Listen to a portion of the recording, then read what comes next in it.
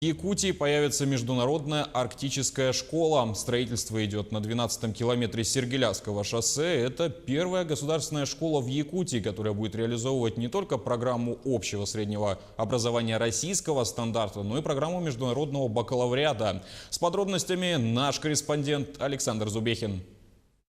Первые сваи забили еще в 2016 году. На проект планируется потратить около 1 миллиарда рублей, так как площадь здания более 7 тысяч квадратных метров.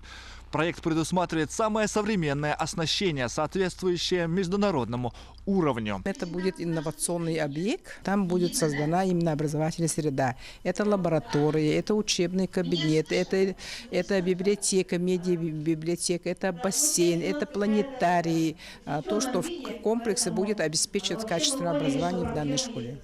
В России таких учреждений насчитывают порядка 20. В арктической школе будут бесплатно обучаться более 200 детей с 5 по 11 классы. А выпускников здесь ожидает помимо традиционного ЕГЭ еще и экзамены международного бакалавриата. То есть на руках у 11-классников будут не только аттестаты, но и дипломы. Если, наш выпускник получит диплом международного бакалавриата, он может уже независимо от того, как он, допустим, сдал ЕГЭ, он может поехать в этот вуз и за границу, в любой, не в любой, а в достаточно большое количество хороших международных вузов, и с этим дипломом поступить. ЕГЭ он должен сдавать для того, чтобы поступить в российский вуз, например, да?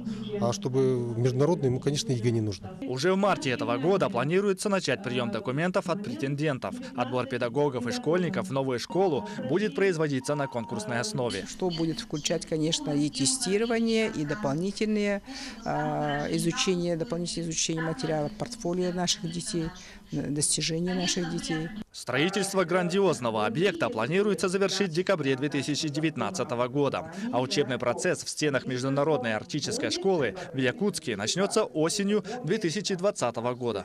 Александр Зубехин, Григорий Николаев, Семен Семенов, Якутск.